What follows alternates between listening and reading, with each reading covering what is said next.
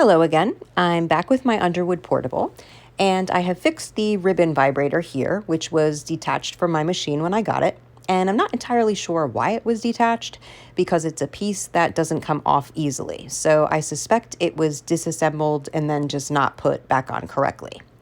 So what I had to do was unscrew the arm here so that I could position it correctly where it needs to go on the piece that was detached. And then I slid both pieces in place there and reattached the screw. And you can see up close here exactly where that piece needs to slide. So it kind of gets sandwiched between those two pieces. So it's fixed, and hopefully when I get the ribbon back on, it'll work.